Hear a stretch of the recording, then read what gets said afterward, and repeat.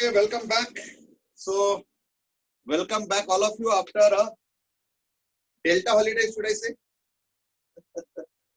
Because before holidays also people were saying कि इतने कम holidays ऊपर से last के एक दो दिन भी unexpectedly as per your assessment I mean classes हो गए. So therefore there was a little bit of murmurs of voices saying कि अरे इतना छुट्टियां कम कर दिया गया etc. I hope you all have enjoyed. Now that's a key word. Enjoyed the small break that you got. As you are already aware, I mean, there's nothing new to say. We all know that this was a little bit small break, but yes, any break is welcome. Hai na? I hope you all had tried to fulfill all these small wishes that we discussed before the break. In fact, during the break, I had been getting messages. I mean, कुछ doubts भी पूछा गया था और कुछ अपने अपने creativity भी लोगों ने दिखाया. In the meanwhile, there are some excellent developments also.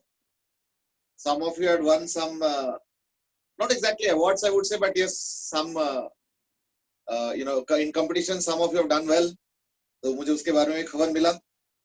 So that's very good. So that's the first stepping stone kind of for larger things which are going to come in life. और अभी तो just तुम लोग 11th में हो, so there is like full life left and long journey of life still there unfolding in front of your eyes. So I wish that not just a few of you who messaged and said कि देखो मेरा ये वाला exam clear हो गया या जो भी हुआ, that is of course there. But other than that also keep on participating. और एक चीज और बताऊंगा before I start and that is मैंने ग्रुप में देखा था कुछ इंग्लिश कंपटीशन का भी कुछ दिया गया some notification हमें या इंग्लिश या शायद essay writing या something like that. I'm not exactly remembering but तो मेरा सजेशन ये रहेगा कि try to participate in I mean everything बोलूंगा तो सब लोग नाराज हो जाएंगे. In almost everything. I mean participation का एक अपना मजा होता है. देखो क्या रिजल्ट आता है is something that is hardly going to matter. You know जो participate करते हैं ना हम लोग वो spirit अलग होता है ना? And I already see some hand raised on this issue. I don't know whether it's a trial hand raise or was a hand raise for my statement. I mean. But yes, participation का अपना मजा है. So I wish that everybody participates in everything. ठीक है ना? But yes, I know time limitations are there. So at least if not everybody in everything, but at least most of you in most of the things. That should be definitely there. ठीक है ना? अब आता हो ना आता हो is not so much so important. What is more important is that spirit. ठीक है ना? चलो, so I got good morning messages. Harshit, Bhavya, Ansh, Dhruv, Harsh. Dhruv says namaste. Harsh says holiday नहीं था सर ये holiday मत बोलो. है ना? गर्व says कि technically हमारी 16 दिन की छुट्टी होना चाहिए थे और Harsh also says that it was just a preparatory leave. It was not exactly leave in the sense. Bhavya also says, why are we using Zoom? Isn't it banned? Well, Zoom ban तो I think एक आध जगह पे हुआ था शायद New York या शायद न्यू ऑरलियंस से कहीं पे भी एक दो जगह बैन किए थे. But mostly they have also removed. Why? Because Zoom ने फिर वो शायद कुछ tie up किया था या किया है for encryption. So once things are encrypted, then it becomes as safe or unsafe as any other tool. So I don't know whether that's the point. ठीक है ना? Okay, Korean essay. Harsh had promised that we will build some robot and all. So he has done achievements on 3 of them. Aryan says कि Korean essay पे एक बार एक message आया था group में. बिल्कुल सही बात है तो उसको पार्टिसिपेट करो. अच्छा साउथ कोरिया पे ठीक है.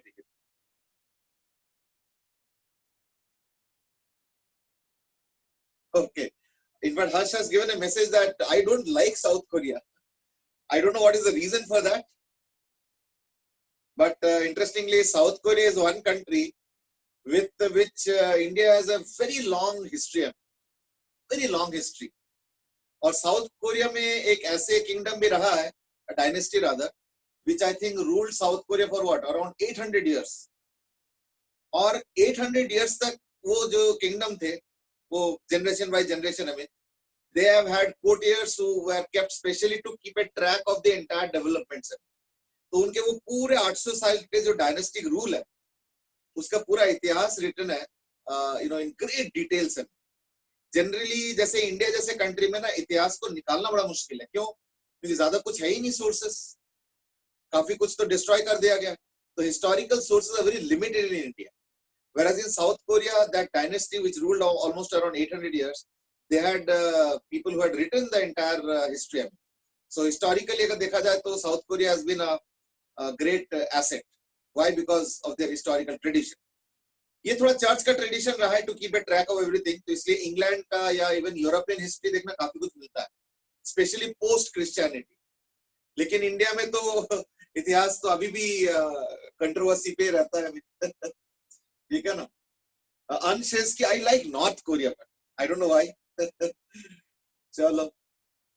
देवराज सेज कि अगर नॉर्थ कोरिया होता तो मैं जरूर लिखता. Well, I don't know what is the exact reason for North Korea versus South Korea. Harsh says it is my personal opinion, I favor North Korea. North is better. Well, I don't know exactly how is North better, because there could be controversy also on that. Because North is a dictatorship country. You may or may not like it. Right? Chalo, I think that was the small, brief beginning of this session. Let's start. हम लोग last discuss कर रहे थे Newton's laws. I think we can probably proceed from that point, isn't it?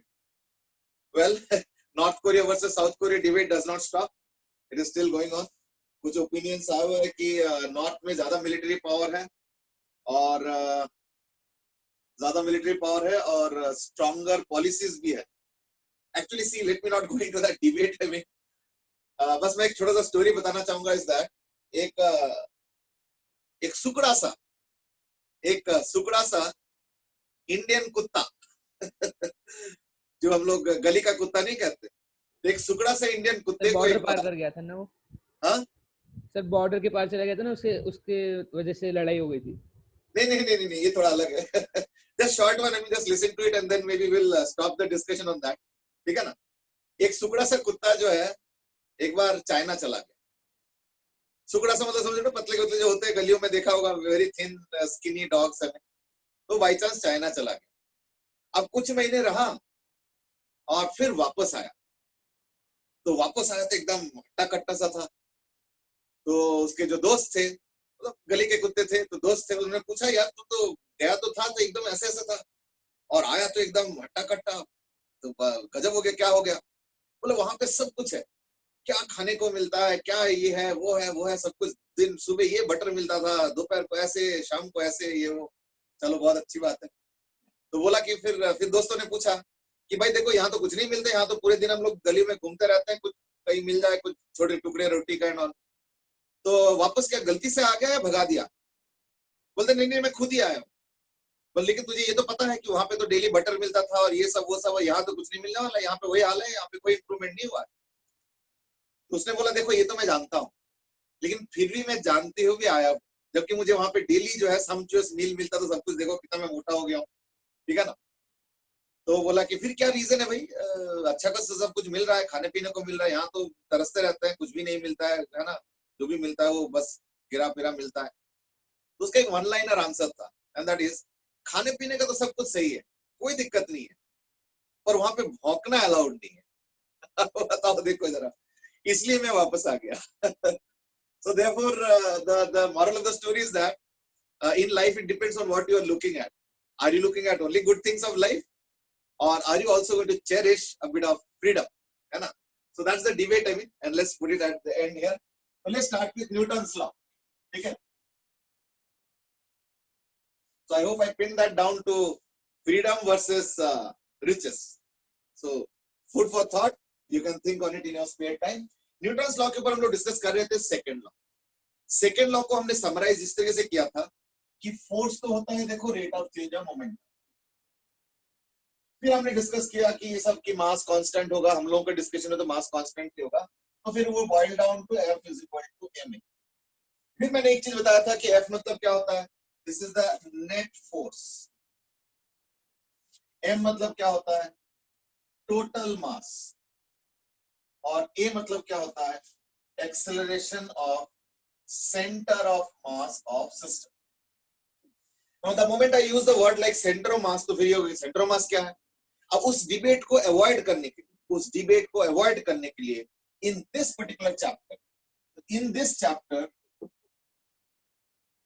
we are going to only discuss what is called as a particle.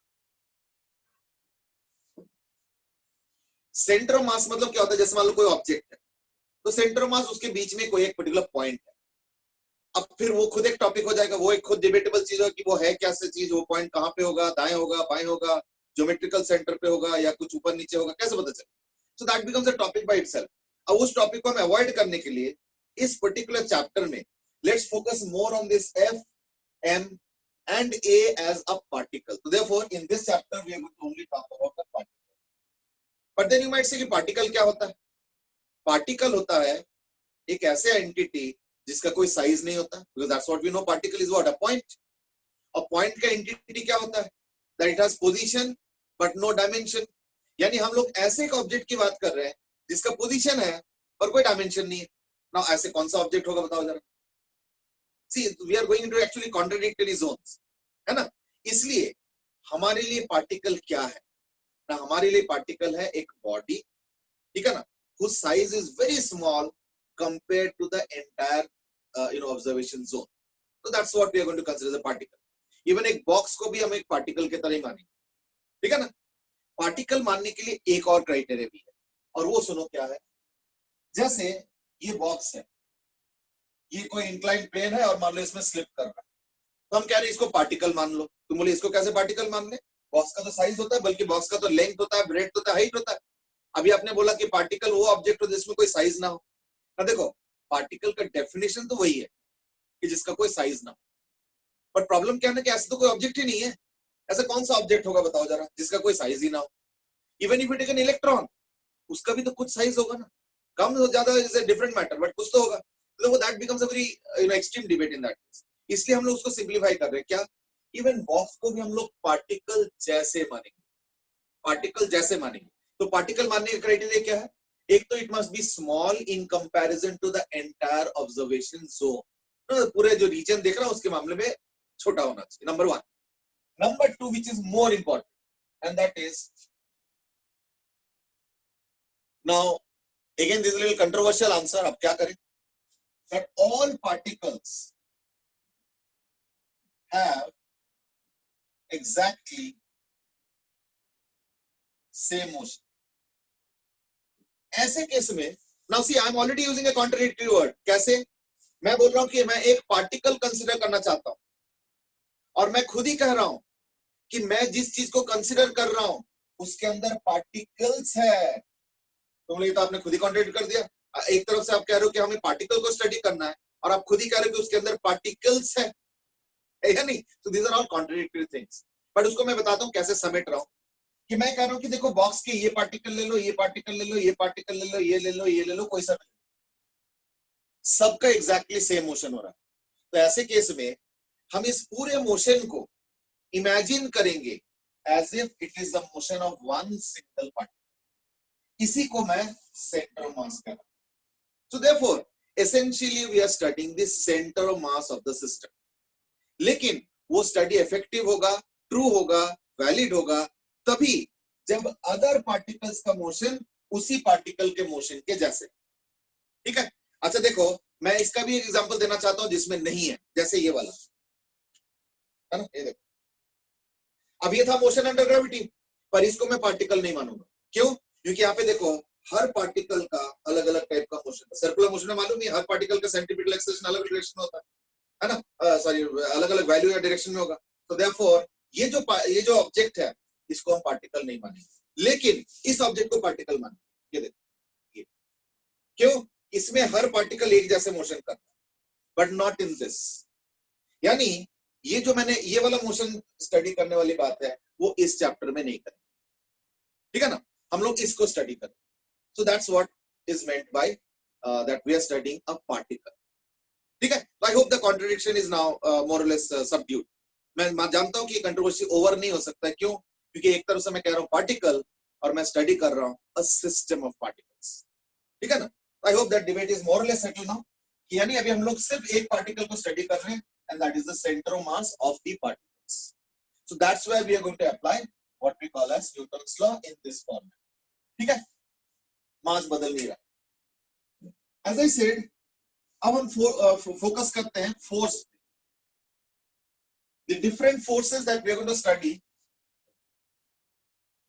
the different forces that we are going to study in this particular chapter are gravity, जिसको हम लोग कहते हैं weight, फिर है normal reaction, actually reaction को in general लिख देता हूं मैं, reaction force। इसका दो पार्ट्स हैं, एक है normal reaction और एक है tangential। But tangential reaction is more popularly called as friction। तो इसके ऊपर थोड़ा सा बाद में डिटेल में डिस्कस करेंगे, अभी फिलहाल हम लोग फ्रिक्शनलेस लेके चले, ठीक है ना। थर्ड इज टेंशन या force due to tension, fourth is spring force. अभी इस चैप्टर में हम लोग यही वाले फोर्स पढ़ेंगे। However, in the end of the chapter we will also read about something called as pseudo force। थोड़ा ध्यान से देखो जरा, मैं लिख रहा हूं पर इस पर नंबरिंग नहीं कर रहा हूं, यानी वो इसलिए क्योंकि ये टॉपिक है, हम लोग डिस्कस जरूर करेंगे, बट क्योंकि ये कोई ओरिजिनल फोर्स नहीं है इसलिए मैं इसमें 5th नंबर नहीं डालता।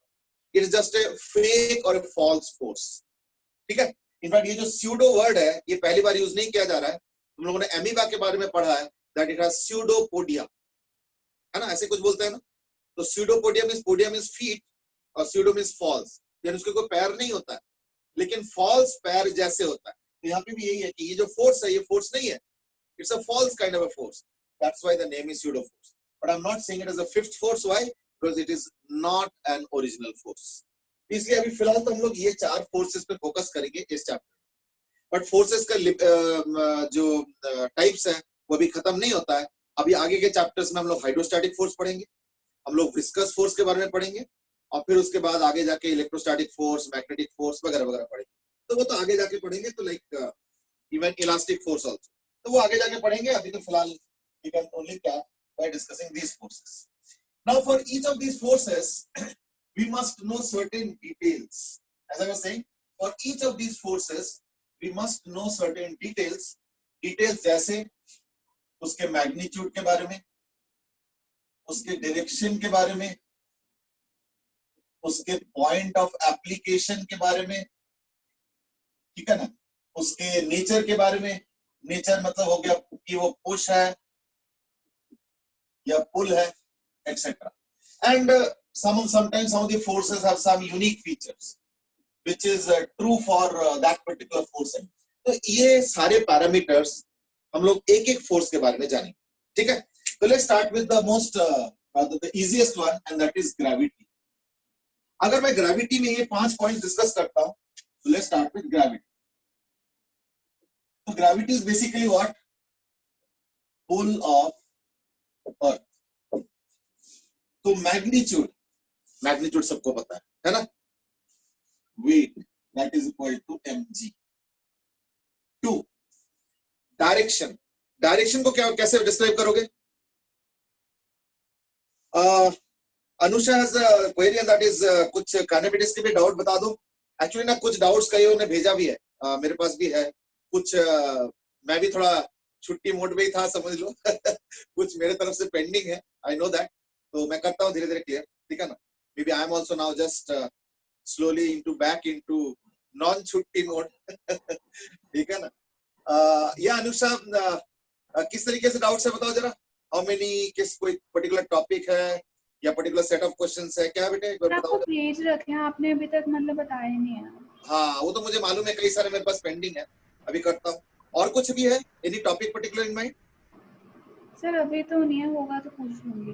अच्छा, मतलब कोई पर्टिकुलर टॉपिक है तो बता देना, तो in that case general discuss करेंगे, अदरवाइज तो क्वेश्चन तो मैं धीरे धीरे सॉल्व कर ही दूंगा। Vertically down Arihant has said towards the centre of the earth.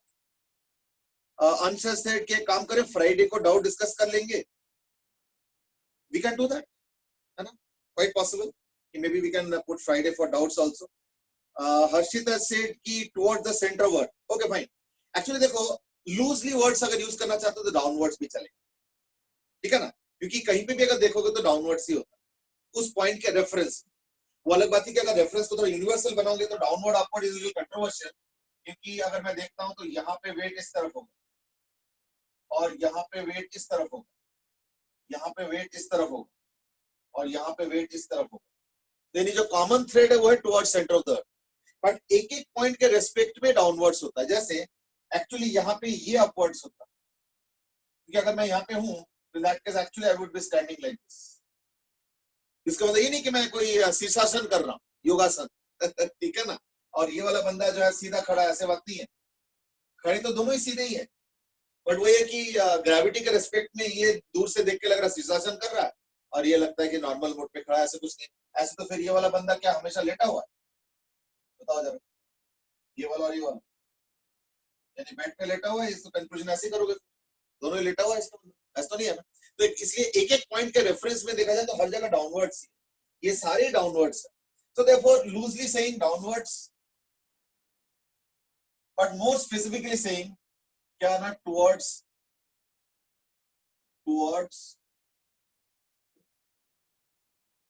center of earth, ठीक है ना।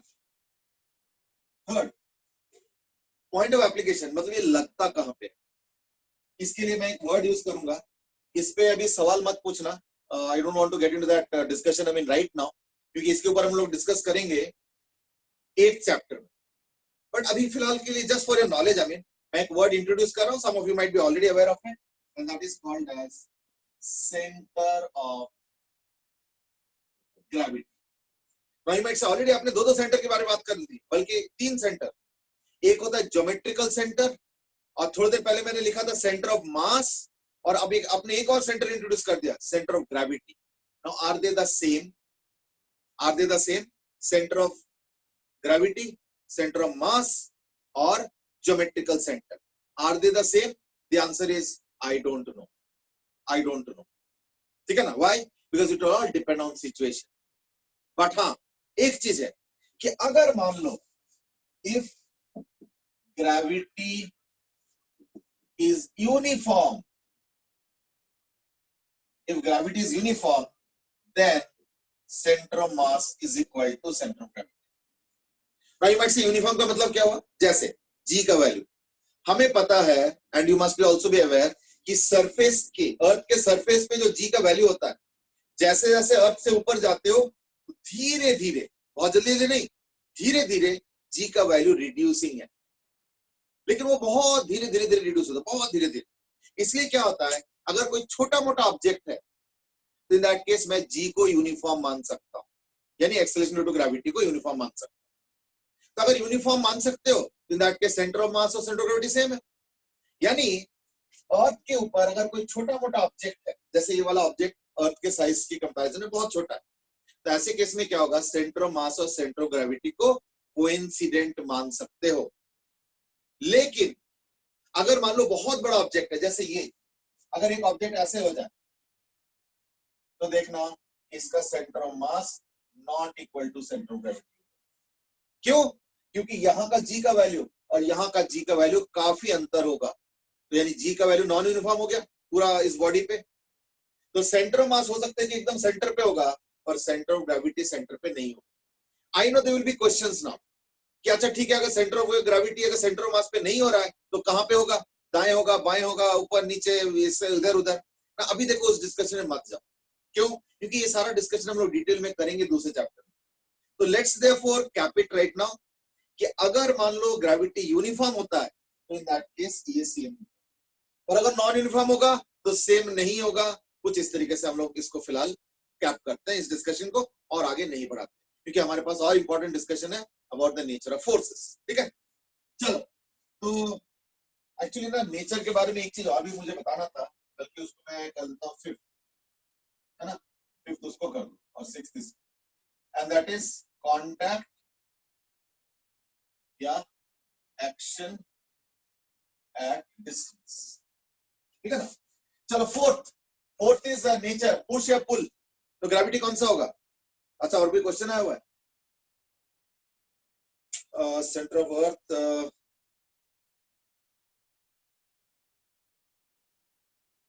सोम हैज आस्क्ड कि एक बार फिर से कर्व्स वाला पार्ट डिस्कस करवा दो, मैथ टूल वाला। Some I could not get what you are asking really, वो कर्व्स मतलब कौन सा कर्व्स? ठीक है, अंश हैज आस्क्ड कि along vector joining centre of mass and centre of अर्थ,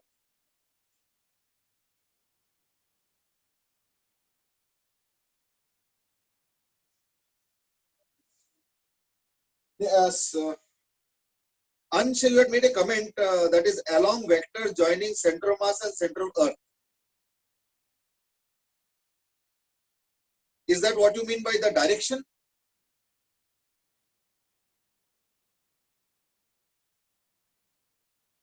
नहीं, direction centre of gravity to centre of earth, centre of mass नहीं होगा, ठीक है ना।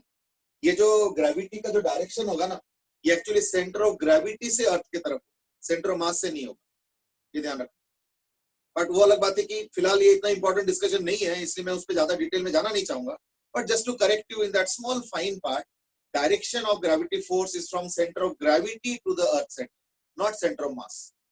वो अलग बात है कि ज्यादातर केस में सेंटर ऑफ मास ही हो जाएगा, क्यों? ज्यादातर केस में तो यूनिफॉर्म ही होता है, इन that case centre of mass और सेंटर ऑफ ग्रेविटी सेम ही है, इसलिए सेंटर ऑफ मास बोलो, सेंटर ऑफ ग्रेविटी ऐसा कोई दिक्कत नहीं। लेकिन कई केसेस में तो अलग है ना, तो ऐसे केस में correct direction is from centre of gravity to the centre of earth, that's the exact right answer, ठीक है ना, ध्यान रखना, ठीक है। चलो, so that's about centre of gravity. And fourth हो गया nature of this thing, push pull. तो ग्रेविटी का तो पुल होता है, ठीक है ना। अच्छा, कोऑर्डिनेट ज्योमेट्री वाला math tool, so much said. चलो ठीक है, देखते हैं बाद में। Obviously pull, gravity can not push, it will only pull. Fifth, is it a contact force or action at a distance? Obviously it's a action at a distance. Contact तो होता नहीं, मतलब हो भी तो हमें कोई फर्क नहीं पड़ता। Action at a distance. 6 is unique features. अब देखो, यूनिक फीचर्स में मुझे बहुत ज्यादा कमेंट नहीं करना है, सिर्फ मैं एक एक्सपीरियंशियल बात करना चाहूंगा, क्योंकि अदरवाइज ना हम लोग अपना लैंग्वेज को सुधार नहीं पाते हैं। दैट इज, मैं एक एग्जांपल दे रहा हूं। सपोज मैं I am having a box on my head, I am having a box on my head, ठीक है। What am I feeling?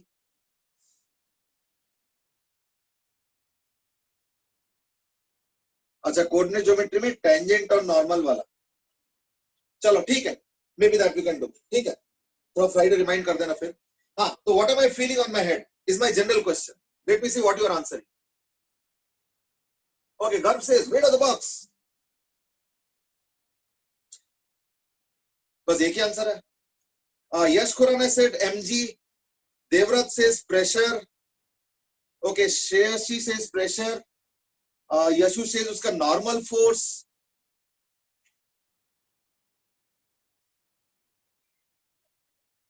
so that's more or less the answer that I've gotten. Ansh has said contact force. They have now just changed the answer, and that is pressure plus weight of box. Okay, weight of the box on the head. Okay, chalo theek hai. Let me correct the language. First of all, weight of an object is felt only by that particular object. So let me clear the matter. Weight of an object acts only on that object. इस box का wait मेरे ऊपर नहीं लग सकता। You might से क्या बात कर रहे हो, इसके मतलब भारी बॉक्स भी लगा तो हमारे सर पे कोई फील ही नहीं होगा। देखो, ये तो मैंने नहीं बोला, मैंने बोला उस बॉक्स का वेट उस बॉक्स को फील होगा, मुझे नहीं हो सकता, ठीक है ना। आई माइट से कि क्यों, अगर बॉक्स को रख दो क्या भारी नहीं लगेगा, और अगर उससे भी भारी बॉक्स रखोगे तो क्या भारी और ज्यादा भारी नहीं लगेगा? बिल्कुल सही बात है, लेकिन जो फोर्स हम फील कर रहे हैं वो वेट नहीं करता, ठीक है ना। मैं एक और एग्जांपल बताता हूँ. सपोज बॉक्स तो मैंने रख लिया अपने सर पे, पर किसी को बुलाया और मैं बोला थोड़ा सा हेल्प कर दे, तो उसने क्या किया, बॉक्स को थोड़ा सपोर्ट कर दिया.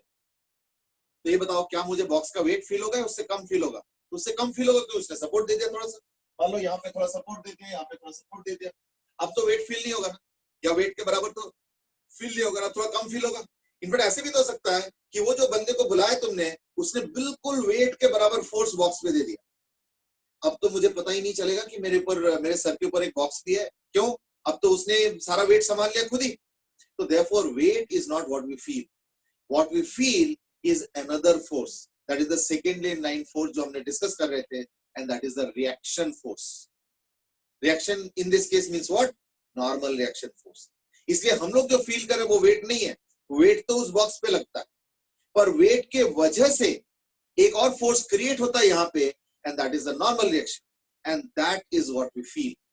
अच्छा, यहाँ पे कुछ लोगों ने क्योंकि वर्ड प्रेशर ऐड किया है या वर्ड प्रेशर आंसर दिया है, तो मैं उस प्रेशर के कंसेप्ट को भी डिस्कस करना चाहूंगा. इज दैट, देखो अगर मैं पूछूंगा what we exactly feel the impact, do we feel force और pressure, the answer is pressure is what we exactly feel.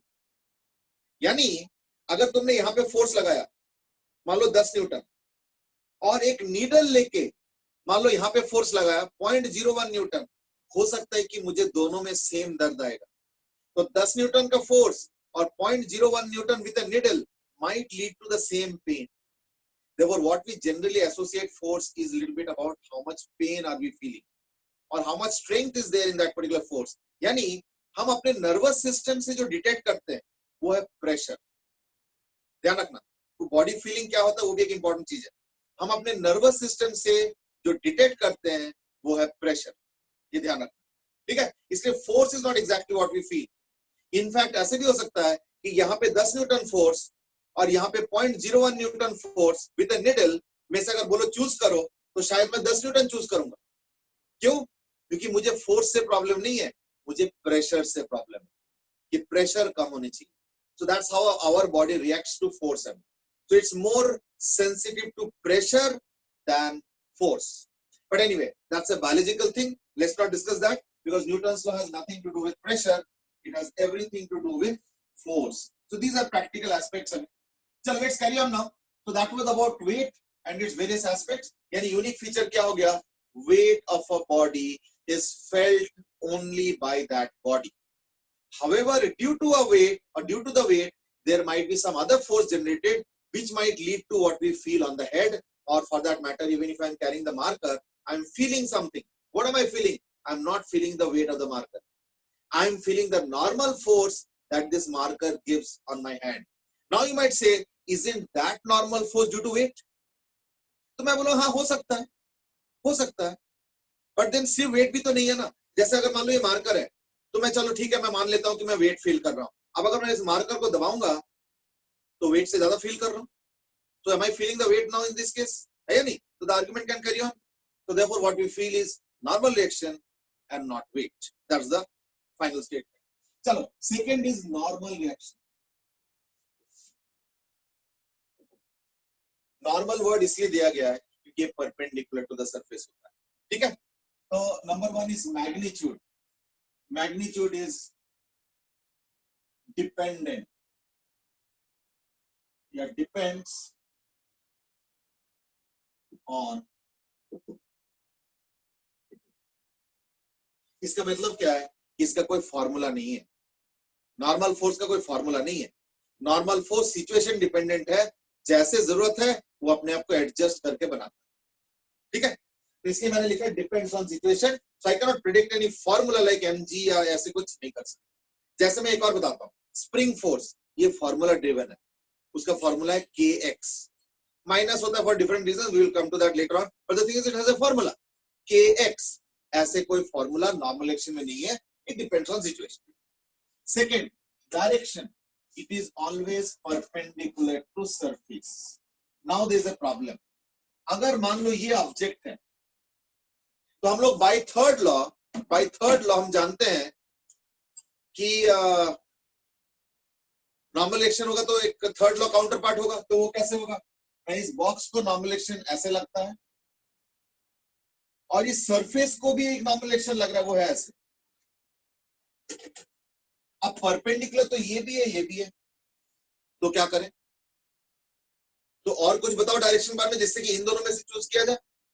जैसे मान लो अगर मैं पूछूंगा नॉर्मल एक्शन द बॉक्स, तो तुम तुरंत ये वाला दिखाओगे, नॉर्मल एक्शन द ग्राउंड ये दिखाओगे, तो डायरेक्शन को फिर परपेंडिकुलर बोलने से तो नहीं चलेगा ना, क्योंकि परपेंडिकुलर तो ये भी है और परपेंडिकुलर ये भी है, तो इसलिए कैसे चूज करोगे बताओ? How do we choose between the two? How do we describe it in language terms? या चलो एक काम करो, इसको थोड़ा बोल्ड रखो, टू को। थ्री पे आते हैं। पॉइंट ऑफ एप्लीकेशन क्या होगा? पॉइंट और पॉइंट्स ऑफ कॉन्टैक्ट। यानी इंटरेस्टिंगली पता है क्या है कि हमने इस बॉक्स के नॉर्मलेशन को एक सिंगल एरो से रिप्रेजेंट तो जरूर किया, बट एक्चुअली नॉर्मलेशन ऐसे नहीं होता है। एक्चुअली क्या होगा? एक्चुअली इस बॉक्स पे जो नॉर्मलेशन होगा वो होगा ऐसे, हर पॉइंट पे नॉर्मलेशन लगेगा ऐसे। So what I have drawn is the resultant of all of them. ये सारे एक ही डायरेक्शन में है, तो सबको न्यूमेरिकली ऐड कर लो। In that case क्या होगा? ऐड करके जो नेट नॉर्मलेशन होगा, that's what we draw. We don't draw normalization at every point. We generally replace all these normalizations by a single force, and that is what we call as the normalization. इस तरीके से, ठीक है? तो point और points of contact. Fourth, nature, push या pull. Now there is an answer from Devrat and Yashu also. Yashu says कि normal reaction push करता है, चलो ठीक है, और देवव्रत says कि it is opposite to the weight of the object. बेटे इसमें दिक्कत है, देवव्रत समझो जरा कैसे। कल को अगर मान लो बॉक्स को इंक्लाइन प्लेन पे रखोगे तो वेट तो इधर है, लेकिन नॉर्मल एक्शन तो इधर होगा, तो is the normal action opposite to the weight? No, है नहीं? तो देखो हर लैंग्वेज को बड़े केयरफुली बताना पड़ता है। इस केस में normal action perpendicular to the surface ऐसे हो गया, वेट तो अभी भी डाउनवर्ड से होगा, तो इस बार तो normal action opposite to the weight नहीं है ना, isn't it? So therefore if you answer opposite to the weight, I may not agree, but yes perpendicular to the surface तो है। वो अलग बात है कि perpendicular to the surface which one out of these two is still to be discussed. अभी सबने answer दे दिया पुश। मैं देख रहा हूं कि नॉर्मलेशन के बारे में सबने आंसर दे दिया पुश पुश पुश करके। ठीक है, ध्रुव शर्मा, आदित्य माथुर, अनुषा, आर्यन, सोम, Shreyasi, Aryan. Okay, Shreyashi has given a slightly longer answer. Aryanth has also given the answer, and that is direction perpendicular away from the surface. बेटे एक चीज बताओ Aryan, away from the surface को define कैसे करो? अगर मैं इस तरफ देख रहा हूं तो ये away होता है, और अगर मैं इस तरफ देख रहा हूं तो ये away हो गया। तो how do you define that away word? Away का कोई scientific definition नहीं है, तो इसलिए it's very difficult to sometimes really put words on answers. Physics के आंसर इसलिए बहुत टफ होता है, क्यों? कि तुम जो भी लैंग्वेज यूज करोगे उसमें कुछ ना कुछ कमी आ जाता है। अब तुम सोच रहे हो सही, ये मुझे मालूम है, पर जब एवे वर्ड यूज करते हो तो in that case it becomes a controversial word, क्योंकि एवे का इंटरप्रिटेशन कौन करेगा फिर? इसलिए it's sometimes very difficult to write a physics book. इसलिए फिजिक्स की किताब लिखना इतना आसान नहीं होता है, बहुत मुश्किल होता है। क्यों? कौन सा शब्द का कौन क्या मीनिंग निकालेगा क्या पता।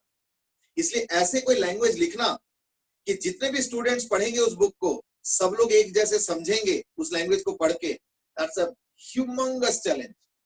इसलिए तो फिजिक्स की किताब मिलते नहीं है अच्छे किताब। चलो ठीक है। Anusha has now written perpendicular to object on which it is applied. देखो ऑब्जेक्ट का परपेंडिकुलर पहली बात तो होता नहीं, किसी ऑब्जेक्ट का परपेंडिकुलर ये भी है, ये भी है, ये भी है, ये भी है, तो देयरफॉर ऑब्जेक्ट का नहीं, ऑब्जेक्ट के कांटेक्ट सरफेस का परपेंडिकुलर, तब तो मैं मानूं, ठीक है ना? चलो ठीक है, लेट मी पिन डाउन। पहली बात तो ये जो पुश और पुल है इसको कंट्रोवर्शियल को सेट किया जाए, ठीक है ना? इस कंट्रोवर्शियल को सेट किया जाए तो एक काम करो, forget about normal action, forget about normal action. Contact force में थोड़ा सा मुझे इसका जनरल डेफिनेशन दो। In contact force what is meant by push.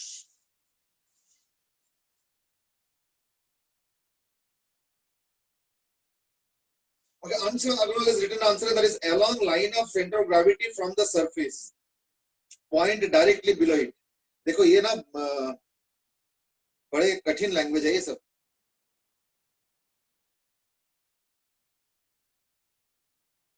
Anusha has written perpendicular to the object। अच्छा वही जो मैं पढ़ रहा था। ओके चलो ठीक है।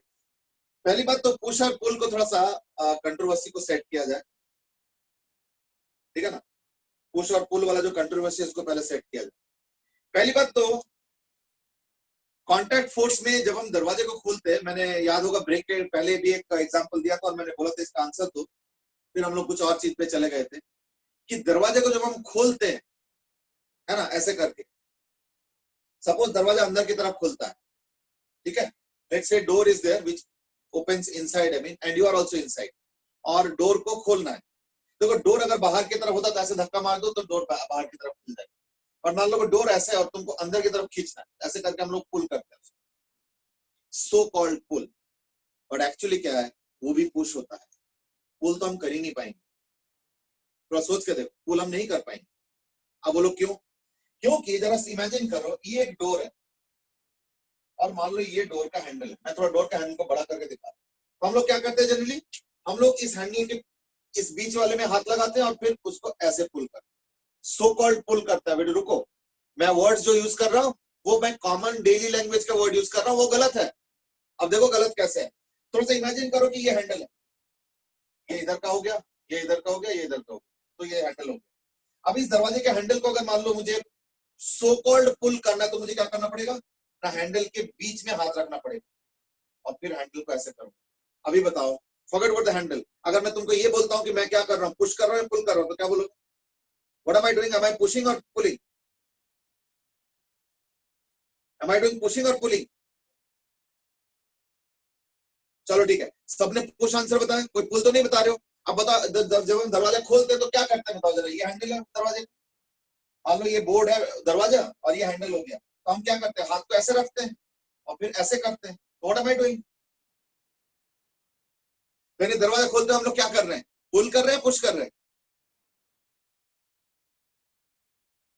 I hope you are believing me, I hope you are all with me. यानी दरवाजे को जब हम खोलते हैं तो हम पुल नहीं करते हैं, हम पुश करते हैं। बट यू माइट से, लेकिन हम तो बचपन से बोल रहे हैं पुल करते हैं। अब देखो लिटरेरी लैंग्वेज में क्या बोलते हैं नहीं बोलते हैं is a very problematic thing. Why? Because जो कॉमन लैंग्वेज है या जो day to day language use करते हैं, क्या वो साइंटिफिकली पॉलिश होता है? नहीं होता है। देखो don't go by the language that we use often. तभी मैंने क्या बोला कि फिजिक्स की किताब लिखना इसलिए इतना मुश्किल होता है, एक एक शब्द सोच समझ के चूज करना पड़ता है। Therefore, when we commonly say दरवाजा खोल दो, pull the door, it's a wrong language. The correct language should be push। ये देखो ये हैंडल है, ये हैंडल ऑफ द डोर है, इसको ऐसे करके यूं करते हैं, तो this is nothing but actually push. तो therefore अगर तुम माइक्रोस्कोपिक लेवल पे चले जाओगे, डिटेल में जाओगे, वहां पे ध्यान से देखोगे, तो it's not a pull but a push. In fact let me go further. ये अगर दरवाजा है और अगर मैं इस तरफ हूं, यानी अंदर की तरफ हूं, तुम कैसे पुल करोगे बताओ? अच्छा एक काम करो, मैं हैंडल हटा देता हूं, अभी दरवाजा कैसे खोलोगे बताओ जरा, कैसे खोलोगे? याद रखना दरवाजा अंदर की तरफ खुलता है, कैसे खोलोगे बताओ जरा? यू माइट से काम करेंगे, ये जो कोने है ना, कोने में से कुछ कुछ करेंगे, जो उंगली डाल के, है ना। अच्छा मान लो दरवाजा बिल्कुल उसके जो बाउंड्री है, फ्रेम है, उसके साथ एकदम सेट है, कोई गैप नहीं है, अब उंगली भी नहीं जाएगा, नाखून भी नहीं जाएगा, लेट्स से, कैसे दरवाजा खोलोगे? It's very difficult to open that door.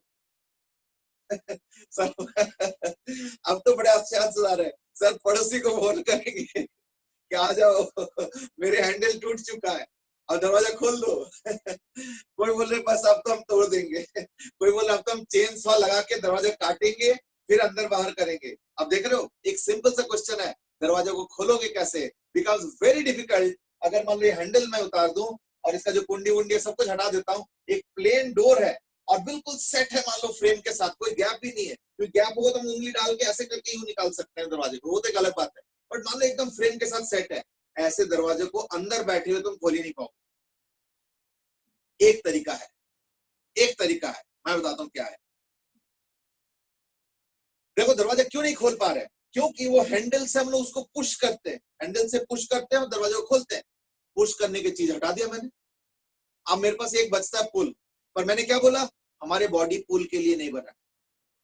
तो एक तरीका बचता है कि घर में अगर मान लो उस कमरे में एडहेसिव है, I may not like the idea but this is the fact, कि अगर एडहेसिव है तो एक काम करो, वहां पे चिपका दो फेविकॉल, फेविकॉल लगा दो हाथ में, और फिर थोड़ी देर के लिए इसको चिपका दो ऐसे हाथ, थोड़ी देर रखो ऐसे, खड़े हो जाओ, जब तक वो सूख नहीं जाता है। ये ऐसे खींचोगे तो हाथ बाहर आ जाएगा, अब वो सूख जाएगा, दरवाजे के साथ सूख गया। अब जब तुम इसको खींचोगे, अब तुम दरवाजे को पुल करके ओपन कर सकते हो, बट उसके लिए क्या जरूरत पड़ा, एडहेसिव। यानी हमारे बॉडीज से हम लोग पुश जरूर कर पाते हैं, पुल नहीं कर पाते हैं नॉर्मल। तो पुल के लिए हमें क्या करना पड़ेगा, एडहेसिव चिपका के फिर खींचना पड़ेगा। यानी अब जो कांटेक्ट फोर्स हुआ दरवाजे के साथ मेरे हाथ का, है ना, अब क्या होगा, मैं हाथ को पुल करूंगा, हाथ को ऐसे खींचूंगा, तो क्या होगा ना, अगर मान लो कुछ नहीं होता तो क्या होता, हाथ इधर आ जाता, दरवाजा वहीं रह जाता। पर अब क्योंकि एडहेसिव से चिपका दिया, अब क्या होगा, वो दरवाजे को लेके आएगा। यानी एक तरीका होता है पुल करने का, and that is by what, using an adhesive. Therefore अगर नॉर्मल रिएक्शन का देखते हो नेचर, फोर्थ पुश और पुल, तो मैं लिखूंगा मोस्टली पुश। जैसे यहां पे नॉर्मल रिएक्शन क्या है, इट्स अ पुश। क्यों, क्योंकि ये बॉडी सरफेस को दबा रहा है और मैं भी उसको पकड़ के रखा हूं, उसको दबा के, तो देयरफॉर इट्स अ पुश। उसमें डिनाई नहीं कर रहा हूं, बट मैं एक और तरीके से भी कर सकता हूं। मैं एक काम करता हूं, इसके सरफेस पे एडहेसिव लगा देता हूं, और ये हाथ है और इसको हाथ पे चिपका देता हूं, ऐसे करके थोड़ी देर होल्ड करके रखो, चिपक गया। अब मान लो ये चिपक गया, ये तो मैं तो अभी तो खैर फिलहाल होल्ड कर रहा हूं दोनों तरफ से, ये देखो ऐसे और ऐसे। But the thing is that अगर मान लो चिपका दोगे तो बिना होल्ड करके रह जाएगा। ऐसे केस में जो नॉर्मल रिएक्शन होगा वो हो जाएगा पुलिंग टाइप। यानी इसमें तो पुश हो गया, इसमें तो पुश है, कोई दिक्कत नहीं। और पुल भी हो सकता है, कैसे, मान लो छत पे ये सपोज सीलिंग है और मैंने कोई ऑब्जेक्ट को यहाँ पे पेस्ट कर दिया ऐसे, तो इसमें पुल टाइप।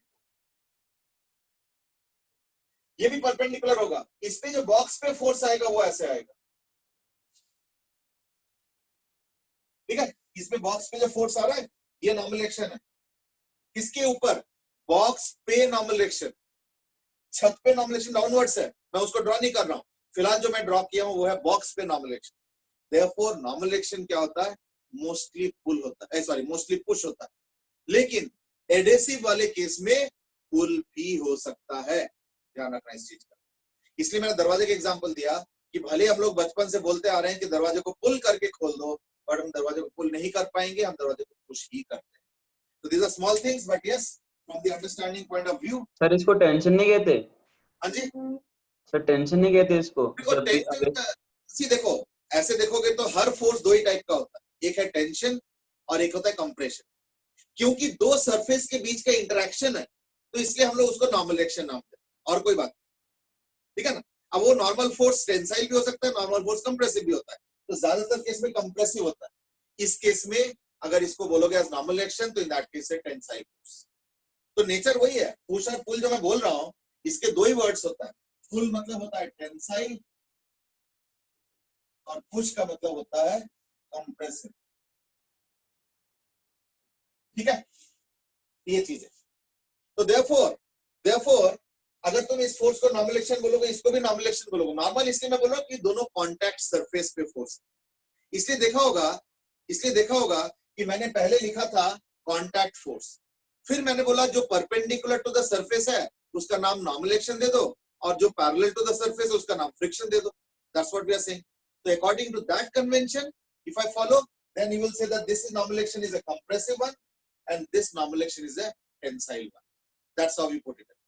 ठीक है ना? चलो, so what is meant by push? तो push क्या हुआ फिर finally? ना, it's a compressive force. तो basically push क्या हो गया फिर? A compressive force. और यहाँ पे क्या हो गया? Pull. Pull मतलब एक tensile force. That's what we are meaning to say. ठीक है ना? अभी कुछ और भी आ गया है, that is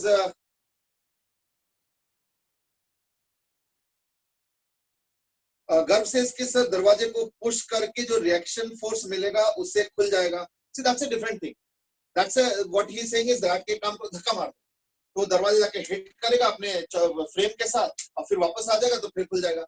Those are like different answers. That's like dodging the actual question, है ना? तो like वो तो थोड़ा अलग टाइप का आंसर हो गया. I mean there are many possibilities. I'm not denying them. देवलता सेठ की सर एडेसिव लगाकर हमें सो कॉल्ड पुल किया या रियल पुल? नहीं, सो कॉल्ड नहीं, एडेसिव लगा के जो फोर्स हमने अप्लाई किया वो पुल ही होगा. ठीक है ना? Don't worry. Now Harshit has asked another question, that is, फिर तो मॉल के ग्लास वाले गेट्स पर पुल गलत लिखा होता है. बिल्कुल गलत लिखा होता है, उसमें दोनों तरफ पुश होता है. मॉल के दरवाजे में जो लिखा रहता है ना कि एक तरफ पुल रहता है एक तरफ पुश रहता है, वो दोनों तरफ पुश होता है, पुल तो होता ही नहीं. वो तो लिटरली हम लोग पुल बोलते हैं. क्यों? क्योंकि एक में क्या होता है, दरवाजा मेरे बॉडी के पास आता है, उसको हम कह देते हैं पुल. बट टेक्निकली वो भी पुश होता है. क्यों? देखो हम लोग क्या करते हैं, ऐसे करके फिर ऐसे करते हैं, यानी कोई चीज ऐसे होता है जिसको ऐसे खींचते हैं हम लोग. तो देखो हम क्या कर रहे हैं, यहाँ पे पुश तो कर रहे हैं. देखो ऐसे, दिस आल्सो पुश. और अगर ऐसे कर रहे हो तो ऑब्वियसली पुश है ये. तो एक्चुअली प्रॉब्लम क्या है ना, लिटरली हम लोग कैसे डिफाइन करते हैं कि जो ओवरऑल दरवाजा है और मैं एक ऑब्जेक्ट हूँ, तो जब मैं दरवाजे को खोल रहा हूँ ये वाला, तो दरवाजा मेरे बॉडी के पास आ रहा है, तो उसको हम कह देते हैं pull. That's the literal explanation, but not physical explanation. Physics के एक्सप्लेनेशन में क्या होता है, नेचर ऑफ फोर्स वहां पे देखना पड़ता है जहां पे लग रहा है. तो वहां पे क्या हो रहा है, दोनों में पुश हो रहा है. चाहे ऐसे करो चाहे ऐसे करो, ये भी पुश ही है. तो इसलिए वो जो इंस्ट्रक्शन है वो गलत है. बट ठीक है, ऐसे तो बहुत सारे इंस्ट्रक्शन गलत है. इनफैक्ट एक और इंस्ट्रक्शन में देखना गलती होता है, ये बड़ा कॉमन चीज है, एंड दैट इज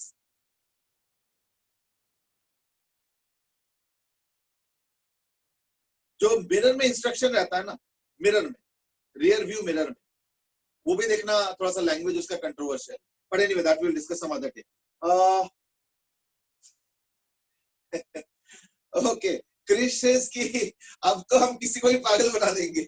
पुश और पुल के कंट्रोवर्सी को लेके किसी को ही पागल बना देंगे. बिल्कुल सही बात बोला. अच्छा, अभी ध्रुव ने एक और पूछा है, दैट इज अगर एक ब्लॉक हॉरिजॉन्टल स्मूथ सरफेस पे रखा है तो नॉर्मल और वेट एक्शन रिएक्शन फोर्सेस नहीं होता है ना? बिल्कुल नहीं. ये गलतफहमी में जिसमें मैं आने वाला था, तो अच्छा हुआ तुमने पॉइंट आउट कर दिया ऑलरेडी. एंड दैट इज, मैं पूछने वाला था कि अभी हमने दो फोर्स के बारे में डिस्कस किया, एक है वेट और एक नॉर्मल रिएक्शन. इसका एक्शन रिएक्शन पेयर सुनो. ये अगर बॉडी होता है, इसका वेट ये होता है. इसका एक्शन रिएक्शन पेयर कहां पे? इसका action reaction pair centre of the earth पे होता है. ये दोनों ही mg है. ये भी mg, वो भी mg. एक फोर्स अर्थ बॉडी पे दे रहा है और दूसरा फोर्स बॉडी अर्थ को दे रहा है. ये हो गया एक्शन रिएक्शन पेयर. और जो नॉर्मल रिएक्शन बताया मैंने, उसमें एक्शन रिएक्शन पेयर कैसे है ना, उसमें नॉर्मल रिएक्शन ऐसे हो गया और दूसरे वाले को ऐसे. ये नॉर्मल रिएक्शन बॉडी को मिला और ये नॉर्मल रिएक्शन सरफेस को मिला. ये एक्शन रिएक्शन पेयर है. देखो, कॉन्टैक्ट सरफेस में एक्शन एंड रिएक्शन पेयर उसी जगह पे होता है, उसी जगह पे होता है. पर एक्शन एट ए डिस्टेंस में क्या होता है, एक का एक्शन कहीं और होता है, एक का रिएक्शन कहीं और होता है. जैसे इसके एक्शन अगर बोलते हो तो इसका रिएक्शन यहाँ पे, या इसको एक्शन बोलते हो तो उसका रिएक्शन यहाँ पे. तो दो अलग अलग जगह पे होता है. That's the nature of discussion. चलो, I think we have discussed a lot. Contact और एक्शन एट ए डिस्टेंस हो गया, तो यानी ये तो ऑब्वियसली कॉन्टैक्ट फोर्स है. तो 5 हो गया कॉन्टैक्ट. ठीक है ना, कॉन्टैक्ट. अब यूनिक फीचर देखो, यहाँ पे एक यूनिक फीचर क्या है बताता हूँ प्लीज. थोड़ा सा अच्छे से समझो. यूनिक फीचर ये है कि देखो, अगर मान लो बॉडी ऐसे रखते हो, तो मैं एक काम करता हूं, मैं एक बॉडी को अलग अलग सिचुएशन में रख रहा हूं और उसके नॉर्मल रिएक्शन का डायग्राम क्या होगा वो जरा ध्यान से समझो. अगर मैं बॉडी को ऐसे रखता हूं तो नॉर्मल रिएक्शन ऐसे होगा. So very easy. Normal body को ऐसे रखता हूं तो नॉर्मल रिएक्शन ये हो गया, परपेंडिकुलर टू द सरफेस. लेकिन अगर बॉडी को कर्व पे रखो तो क्या होता है, ये देखो. इन दैट केस क्या होगा, perpendicular to the tangent at the point of contact. यानी अगर ये पॉइंट ऑफ कांटेक्ट या पॉइंट्स ऑफ कांटेक्ट होगा तो वहां पे एक टेंजेंट बना. ये टेंजेंट, ये हो गया टेंजेंट, उसके परपेंडिकुलर.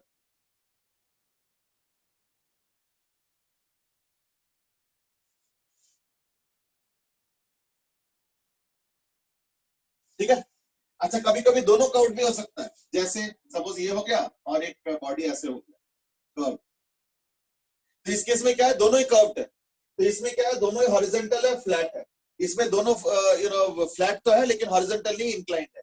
इसमें एक फ्लैट है, एक कर्व्ड है, और अब हम डबल कर्व कर रहे हैं, इसमें भी वही होता है, पहले tangent at the point of contact और फिर इसके नॉर्मल डायरेक्शन। ठीक है, ये हो गया फोर्थ।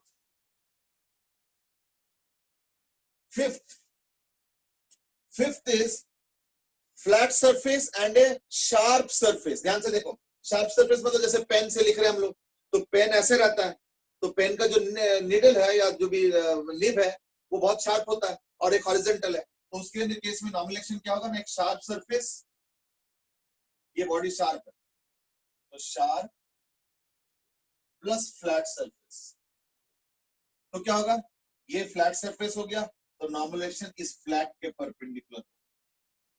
अब तुम इस निडल को ऐसे भी कर दो, ऐसे भी कर दो, कोई मैटर नहीं करता, नॉर्मल एक्शन डायरेक्शन चेंज नहीं होगा, वो इधर ही, चाहे निडल को ऐसे रखो, चाहे इसको थोड़ा ऐसे कर दो, चाहे ऐसे कर दो, ऐसे कर दो, ठीक है ना, तो भी नॉर्मल एक्शन ऐसे होगा। अगर इसको थोड़ा बेंड भी कर दो और मान लो इसको ऐसे लगा दो या किसी एंगल पे लगा दो, मतलब कुछ भी एंगल पे, डजंट मैटर, तो इस केस में भी परपेंडिकुलर टू द सरफेस। और अगर शार्प प्लस कर्व्ड तो भी कोई दिक्कत नहीं है। अगर मान लो ये शार्प सरफेस है और अगर कर्व्ड है तो क्या होगा ना, पहले वहां पे टेंजेंट बनाओ और उसके नॉर्मल एक्शन, तो शार्प एंड कर्व्ड, ये शार्प है, और लास्ट में शार्प एंड शार्प। इस केस में मुझे नहीं पता,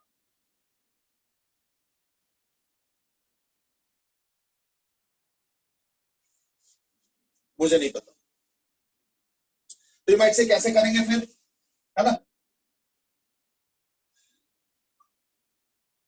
एक शार्प हो गया, एक शार्प, तो ये माइट से कैसे करेंगे, इसमें कोई तरीका नहीं है, इसमें हम लोग क्या करेंगे पता है, किसी एक ऑब्जेक्ट को ऐसे ले लेंगे, nx और ny, और अगर 3D में होगा तो एक nz भी, ये लेंगे। सर nx ny नहीं पता, इसी में आने वाला है, दैट इज nx ny कितना है, दोनों का रिजल्ट किस डायरेक्शन में होगा, कुछ नहीं पता, नॉर्मल से निकलेगा कैसे ना, सिचुएशन दिया रहेगा कि बॉडी इक्विलिब्रियम में है नहीं है वगैरह वगैरह, बहुत कुछ हो सकता है, तो अगर बॉडी इक्विलिब्रियम में होगा तो फिर इक्विलिब्रियम का कंडीशन लगाएंगे and then we will get to the answer, कोई दिक्कत नहीं, ठीक है ना। Now Anusha has asked a question, अभी तो और भी क्वेश्चन आ गया। अर्नब हैज आस्क्ड कि इस पुल को टेंशन नहीं कहते हैं। देखो, पुश और पुल को तो मैंने पहले बोला, push compressive, pull is tensile, और टेंसाइल अलग अलग सिचुएशन में हो सकता है, एक रस्सी से भी टेंसाइल हो सकता है, एक चेन से भी टेंसाइल हो सकता है ना, एक रॉड से भी टेंसाइल हो सकता है, एक रॉड से कंप्रेसिव भी हो सकता है। तो अब just because surface in contact है, तो मैंने कांटेक्ट सरफेस के ऊपर जो फोर्स है उसकी बात कर रहा हूं, तो एक परपेंडिकुलर को नॉर्मल फोर्स कह देते हैं और एक और फोर्स को कह देते हैं टेंजेंशियल फोर्स को फ्रिक्शन। तो वो जो नॉर्मल फोर्स है वो मैं कह रहा हूं कि कंप्रेसिव भी हो सकता है और टेंसाइल भी हो सकता है, ये इसका ओवरऑल डिस्कशन, ठीक है। Second question is from Krishnagar and that is, चलो वो तो वही वाला कमेंट हो गया। ध्रुव शर्मा सेड कि चलो वो तो आ गया। अनुषा सेड कि but pull is on the adhesive not door. Actually देखो, you know, let me not go into so much of details, the point is that यहाँ पे तीन चीजें आ गया, एक मेरा हैंड, बीच में एडेसिव, और फिर एडेसिव के साथ कांटेक्ट में डोर, तीन चीजें आ गई। तो मेरा हाथ और एडेसिव के बीच में एक पुलिंग फोर्स हो रहा, तो मेरा हाथ अभी सूखने के बाद की बात करो, तो यानी एडेसिव को अगर एक लेयर मानते हो, तो मेरा हाथ का सरफेस, एडेसिव और डोर, तो ये तीन एंटिटीज आ गए। तो मेरे हाथ के साथ एडेसिव का फोर्स वो भी पुलिंग टाइप का होगा, एडेसिव के साथ दरवाजा वो भी पुलिंग टाइप का होगा, ये चीज है। अब तुम इतना डिटेल में जाओ या नहीं जाओ, that's the way you probably have the outlook as far as you are concern, that's your choice. But overall मैंने ये बताया कि एडेसिव और हाथ के बीच के जो है वो भी पुलिंग फोर्स, और एडेसिव और दरवाजे के बीच के जो फोर्स है वो भी पुलिंग फोर्स। तो देखो, दरवाजे पे क्या फोर्स है, पुलिंग, मेरे हाथ पे क्या है, पुलिंग, वो थोड़ा वाया मीडिया हो रहा है, ठीक है, yes, quite agreeable, but doesn't matter, इतना कोई मैटर नहीं करता। चलो ठीक है, यानी शार्प केस में हम nx ny लिखेंगे, पर nx ny के बारे में अभी नहीं पता, वो कैसे पता चलेगा, क्वेश्चन में और इंफॉर्मेशन गिवन होगा, उसके हेल्प से हम NX NY निकालेंगे। अभी फिलहाल कुछ नहीं पता। यानी कहने का मतलब परपेंडिकुलर नहीं कह सकते? हाँ, किसके परपेंडिकुलर? पॉइंट है ना। शार्प में एक दिक्कत है कि पॉइंट होता है, पॉइंट का कोई परपेंडिकुलर नहीं होता। देखो शार्प और हॉरिजॉन्टल के लिए मैंने मना नहीं किया, मुझे पता है डायरेक्शन। क्यों? क्योंकि शार्प के हिसाब से नहीं बताया, मैंने हॉरिजॉन्टल के हिसाब से बताया कि नॉर्मल डायरेक्शन होगा परपेंडिकुलर। लेकिन अगर शार्प शार्प होगा तो परपेंडिकुलर किसके? शार्प तो यानी point, it's just a point of contact, तो किसके परपेंडिकुलर लिया जाए? तो एक सरफेस का परपेंडिकुलर होता है, बट सरफेस ऑफ कांटेक्ट है ही नहीं, एक सिंगल कांटेक्ट पॉइंट है, तो हम कैसे डिफाइन करें परपेंडिकुलर, है ना? इसलिए मैं कह रहा हूं पता नहीं किस डायरेक्शन में होगा, वो डिपेंड करता है कि तुमने एंगेजमेंट कैसे रखा हुआ है। और उसको एक जनरल NX और NY दे दो, और अगर 3D VD में होगा तो इन दैट केस NZ भी दे सकते हो, इट्स योर चॉइस। तो मैंने इसलिए लिखा NX और NY बस। कितना है कैसे है will depend on the question person, ठीक है? सो that's about the unique feature. तो नॉर्मल डायरेक्शन के जितने भी तरीके के टाइप्स ऑफ डायग्राम्स पॉसिबल है मैंने सारा बता दिया। I hope each one of them are clear. बाकी कितना वैल्यू होगा एंड ऑल अभी प्रेडिक्ट मत करो, अभी कुछ नहीं पता। क्यों? अभी ये भी नहीं पता कि सारे इक्विलिब्रियम में है या नहीं, तो अकॉर्डिंगली डिसाइड होगा कि नॉर्मल डायरेक्शन का वैल्यू कितना होगा। जैसे इस केस में हो सकता है कि बोलोगे mg cos थीटा है, मे भी, मना नहीं कर रहा। क्यों? क्योंकि अगर एंगल ऑफ थीटा होता है तो ये mg sin थीटा होता है, ये mg cos थीटा होता है, तो mg cos थीटा को नॉर्मल डायरेक्शन में बैलेंस कर दिया, तो समझो इन that case mg cos theta हो गया नॉर्मल डायरेक्शन। बट वो तो तब होगा ना जब इस लाइन के अलोंग इक्विलिब्रियम है, यानी बॉडी इस लाइन के अलोंग जा रहा है। पर हो सकता है कि ये जो इंक्लाइन प्लेन है ये हो सकता है खुद ट्रैवल कर रहा होगा इधर, तो इन दैट केस तो नॉर्मल डायरेक्शन में mg cos थीटा बराबर नहीं होगा, है नहीं? इसलिए देखो मैं कोई न्यूमेरिकल प्रेडिक्शन नहीं कर रहा हूं, मैं सिर्फ डायरेक्शन का प्रेडिक्शन कर रहा हूं। और यूनिक फीचर में मैं सिर्फ डायरेक्शन के बारे में इंफॉर्मेशन दे रहा हूं, वैल्यूज के बारे में भी मुझे कुछ नहीं पता, किसी में भी नहीं पता। और एक प्रॉब्लम क्या रहा है कि डायरेक्शन का इंफॉर्मेशन भी मैं इस केस में नहीं दे पाऊंगा, क्योंकि यहाँ पे शार्प शार्प, बाकी सब केसेस में डायरेक्शन नोन है, मैग्नीट्यूड नोन नहीं, वो डिपेंड करेगा, ठीक है ना? चलो, so that was about your contact force normal. Sharp sharp में सर हम NX NY कैसे बना सकते हैं? बस वो आपस में परपेंडिकुलर होने चाहिए। समझे नहीं? NX NY हो सकता है मेरा गलत है, हो सकता है कि NX इधर होगा ही नहीं, NX हो सकता है उधर हो, क्वाइट पॉसिबल। मैं कुछ नहीं कमेंट कर रहा हूं, मैं इतना ही कह रहा हूं कि शार्प शार्प में हमें डायरेक्शन नहीं पता, तो हम एक जनरल NX और NY लिखेंगे, और NX और NY का जो वैल्यूज होगा वो कुछ ना कुछ गिवन कंडीशन अगर होगा क्वेश्चन में, उनको यूज करके NX और NY का वैल्यू निकालें, ठीक है ना? हो सकता है कि मेरे NX NY का डायरेक्शन ही गलत हो, क्वाइट पॉसिबल। मे बी इसका पलट जाएगा, मे बी उसका पलट जाएगा, कुछ भी हो सकता है। How do I know? यानी अननोन है, यानी एक इसको छोड़ के डायरेक्शन तो कम से कम बाकियों में नोन है, इसको छोड़ के इसका रिजल्टेंट किस तरफ होगा आई don't no, may be along this, may be along this, may be along this, कुछ भी हो सकता है। तो जब तक कोई एडिशनल इंफॉर्मेशन ना हो तो अभी फिलहाल हम कुछ नहीं कर पाएंगे, ठीक है ना? So that was the end of the discussion on normal reaction. जैसे जैसे मैं सिंपल क्वेश्चन से स्टार्ट करता हूं, इससे सिंपल तो हो ही नहीं सकता। हम लोग अभी फिलहाल बनाना शुरू करेंगे what is called as FBD, यानी free body diagram. Free body diagram मतलब क्या होता है? To draw a diagram which includes all the forces, सारे फोर्सेस जितने भी है ना उस बॉडी पे, उसको इंक्लूड करके जो डायग्राम बनता है उसको हम लोग बोलते हैं फ्री बॉडी डायग्राम, ठीक है ना? तो इसका मतलब क्या हुआ कि सारे फोर्सेस बनाओ। जैसे इस केस में मान लो ये 3 किलो का है और ये 6 किलो का, तो it's too easy question, but then just to go through the process. तो FBD बनाने के बाद सेकेंड लॉ लगाने के कुछ स्टेप्स होता है। Number 1 is to choose access.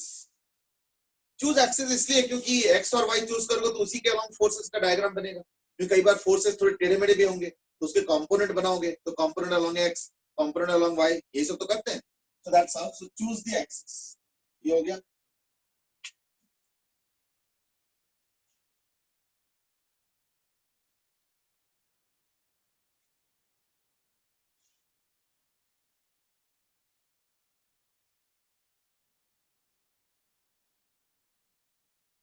Second is draw FBD। FBD मतलब क्या हो गया? ड्रॉ ऑल द फोर्सेस, जितने भी फोर्सेस सारा ड्रॉ कर। Third, draw components if there are forces which are not along the axis, क्योंकि जरूरी नहीं कि सारे फोर्सेस एक्स और वाई के अलोंग होगा या जेड के अलोंग, कोई टेढ़े मेढ़े होंगे तो उसके फिर cos थीटा sin थीटा वगैरह कर लेना अपने आप। Then we write three different equations. Write equations. किस चीज का equation? Sigma fx is equal to max, sigma fy is equal to may, sigma fz is equal to maz, and therefore finally a vector is equal to xi cap plus ay j cap plus az j cap. Final तो यही होगा। ये होता है steps of second law. देख लो अच्छे से, this is what we call the steps of second law. कोई भी सेकंड लॉ क्वेश्चन होगा तो ऐसे सॉल्व। तो मैं अगर वो इसमें लगाता हूं तो इन दैट केस 3 kg का क्या आएगा फ्री बॉडी डायग्राम, ये आ गया 30 है ना mg, और यहाँ पे नॉर्मल, और इस वाले 6 kg का क्या आएगा 60, एक नॉर्मल एक्शन यहाँ पे और एक फोर्स यहाँ पे भी, एंड दैट इज n। क्योंकि ये जो नॉर्मल एक्शन मिल रहा है ना, ये इस सरफेस पे नॉर्मल एक्शन ऐसे है, जो कि मैंने ये वाला देखा, ये वाला, क्योंकि ये 3 kg का डायग्राम है और ये हो गया 6 kg का डायग्राम। तो वही नॉर्मल एक्शन इसमें भी तो ऐसे लगेगा 6 kg पे, तो वो नॉर्मल एक्शन ही होगा। इसके ग्राउंड से एक और नॉर्मल एक्शन है, वो n डैश। अच्छा, क्योंकि सिस्टम इक्विलिब्रियम में है तो ये तो क्वेश्चन कुछ ज्यादा आसान हो गया है ना। तो अगर मैं इसको लगाता हूं तो we have already chosen the axis. Axis तो इसमें कोई चॉइस का कोई मतलब ही नहीं बनता है, इसमें तो बहुत आसान है, एक्स और y axis. Then you draw the free body diagram, जो कि हो चुका है। थर्ड है वी ड्रॉ द कंपोनेंट्स। तो इस केस में तो सारे फोर्सेस अलोंग वाई है, तो कंपोनेंट का कोई सवाल नहीं होता है। तो therefore now we write the equations. तो fx का जरूरत नहीं है, fy fz का जरूरत नहीं है, सिर्फ fy का जरूरत है। तो इसके fy का इक्वेशन क्या होगा, n minus 30 is equal to 3 into 0, क्योंकि ये पूरा सिस्टम रेस्ट पे है। यानी net force equal to mass into acceleration, any acceleration. Second का इक्वेशन क्या होगा, n dash minus n minus 60 is equal to 6 into 0। यानी पहले वाले इक्वेशन से पता चल रहा है n is equal to 30, दूसरे वाले इक्वेशन से पता चल रहा है n dash is equal to 9। बस इतना ही आसान, या डिफिकल्ट बोलो तो इतना difficult. So that's how we get the answer. Now you might see इसके लिए क्या इतना इक्वेशन और क्या हो, ये तो देख के बता देंगे हम लोग। यहाँ पे 30 न्यूटन और टोटल वेट 9 है, तो 90 न्यूटन, ये तो देख के बता देंगे, 5 सेकंड भी नहीं लगता। बिल्कुल बात सही है, इस क्वेश्चन के लिए इतना मेहनत नहीं करना पड़ता। इट इज जस्ट दैट इस क्वेश्चन के थ्रू मैंने तुमको बेसिक प्रोसेस बताया कि आगे भी अगर क्वेश्चन होंगे, चाहे इजी हो, मीडियम हो, डिफिकल्ट हो, प्रोसेस यही रहे। And that is what, to break it up into steps. Step 1, choose axis, draw free body diagram, draw components, write equations, ये वाला, और फिर इक्वेशन से ये। तो इस केस में तो एक्सेलरेशन 0 है, तो इस केस में इक्वेशन से तो एक्सेलरेशन नहीं निकला। इस केस में नॉर्मल एक्शन के वैल्यूज हम लोगों ने जरूर निकाले। जिसके लिए कोई अलग से इक्वेशन लिखने की जरूरत है वो तो देख के बता दोगे, मुझे मालूम है, that because the question is too easy. पर ठीक है, एटलीस्ट एक प्रोसेस का आइडिया होगी, ठीक है ना। जैसे जैसे सपोज मैं एक क्वेश्चन पूछ रहा हूं, सपोज मैं एक क्वेश्चन पूछ रहा हूं, एंड दैट इज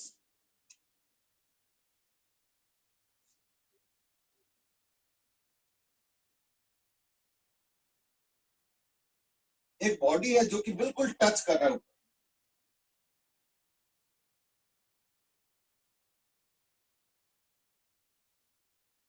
ठीक है ना, बिल्कुल टच कर रहा है और टाइट नहीं है, नॉट टाइट, लूजली दे रहा है, लूजली दे, और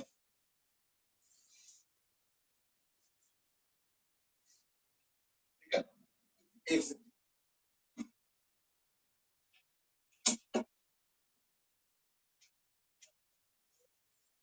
loosely there, and this lift, I mean, is coming down with an acceleration of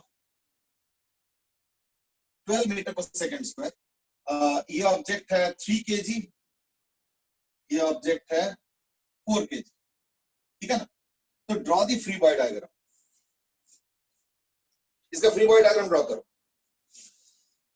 चलो आज तो टाइम हो गया, तो एक काम करो, आज रहने दो, है ना, एक काम करो, आज रहने दो, इसको ऐसे होमवर्क मान लो। फिर 3 kg 4 kg ये लिफ्ट है, और ये बिल्कुल टच कर रहा है, ये भी इसको टच कर रहा है, ये भी इधर इसको टच कर रहा है, तो जस्ट टचिंग, टाइट नहीं है, ध्यान रखना, जस्ट टचिंग है। इन दैट केस इसके फ्री बॉडी डायग्राम बनाना है दोनों के। if the lift is going down with 12 meter per second square. ठीक है, तो इसका फ्री बॉडी डायग्राम बना के इसको सॉल्व करेंगे. चलो इसको कल कंटिन्यू करेंगे. ठीक है, वी ऑलरेडी बियॉन्ड टाइम. भाई चलो आज के लिए इतना ही. सर हाँ बेटे, सर काइनेमैटिक्स में स्ट्रेट लाइन की इक्वेशन लगाना ज्यादा बेटर है या फिर इंक्लाइन प्लेन के फॉर्मूले रन करना बेटर है?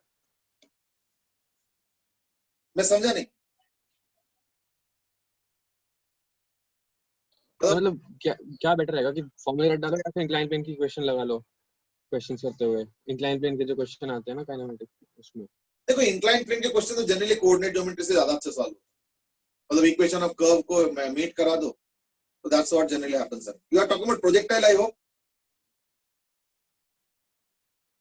प्रोजेक्टाइल Yes, की sir. बात करें. हाँ, तो Yes, उसमें sir. तो जनरली वही होता है. दोनों के इक्वेशन को कर दो, यूज करो, वही ज्यादा अच्छा होता है generally, unless there is some specific query. ठीक है ना. तो ज्यादातर केस में वही होता है अच्छा कि प्रोजेक्टाइल का इक्वेशन तो मालूम ही है और इंक्लाइन प्लेन का इक्वेशन बना लो, दोनों का इंटरसेक्शन पॉइंट निकाल लो, and once you get that, I mean I think the rest is pretty easy, है ना. चलो देखेंगे और डिस्कस करेंगे. अगर कोई स्पेसिफिक है तो एक बार भेज देना, we will have a look. ठीक है, चलो आज के लिए इतना ही. ओके बेटे, bye bye. Thank you sir. Okay.